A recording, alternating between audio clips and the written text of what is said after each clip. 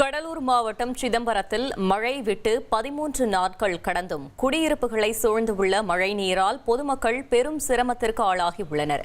இதுகுறித்த கூடுதல் தகவலை செய்தியாளர் கண்ணதாசன் வழங்கிட கேட்கலாம். கண்ணதாசன், வணக்கம். இது தொடர்பாக அப்பகுதி மக்கள் என்ன தெரிவிக்கிறார்கள்? முழு தகவலை சொல்லுங்க. வணக்கம். சிதம்பரம் நகரை ஒட்டிய பகுதிதான் சி தண்டேஸ்வரர் நல்லூர் இந்த ஊராட்சிக்கு உட்பட்ட நடேசன் நகரில் சுமார் 100க்கும் மேற்பட்ட குடியிருப்புகள் உள்ள நிலையில கடந்த டிட்வா புயல் காரணமாக பெய்த மழையினால் பல்வேறு தாழ்வான பகுதியில் மழை தேங்கியுள்ளது.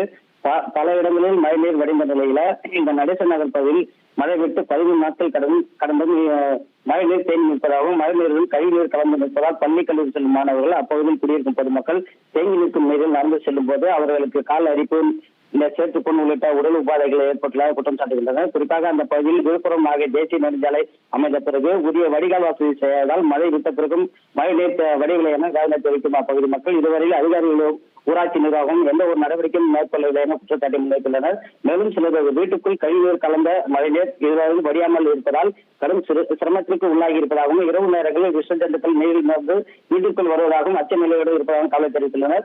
எனவே இந்த பகுதியில் தேங்கி நிற்கும் மழைநீரை வெளியேற்ற நடவடிக்கை எடுக்க வேண்டும் எனவும் போர்க்கால அடிப்படையில் வடிகால் வசதி செய்து தர வேண்டும். அதே போன்று தாழ்வான பகுதியாக இருப்பதால் சாலை அமைக்கும் போது சாலையை உயர்த்தி அமைக்க வேண்டும்.